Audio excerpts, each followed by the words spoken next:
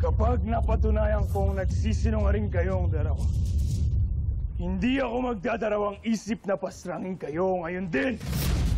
Isa sa mga kinaiinisan at kinatatakutang karakter sa Pulang Araw si Akiyo Watanabe, isang Japanese immigrant na naninirahan sa Pilipinas at naging spy para sa mga Hapon.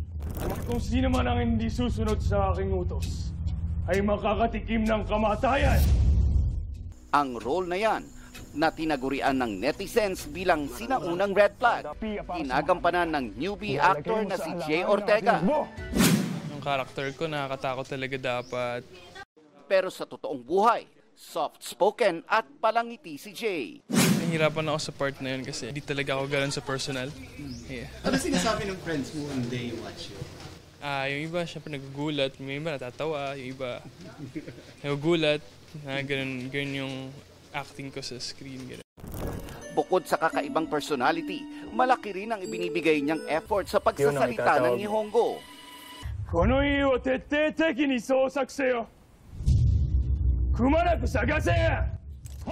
Hindi lang siya one day talaga minememorize, lalo pag mahaba yung lines tapos marami. Nag-aral po ako sa Japan before ng high school. Siguro mga 6 to 7 years ko hindi nagamit yung language. Pero kahit marunong ng Japanese language, ibang level daw kasi ang ginagawa niyang pagsasalita sa Pulang Araw.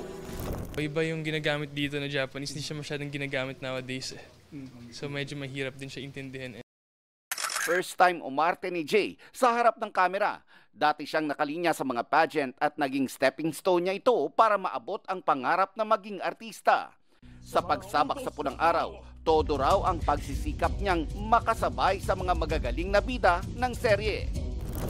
Basa talaga ng scripts, basa ng scripts para mas maintindihan ko yung character ko, para mas maisabuhay ko din.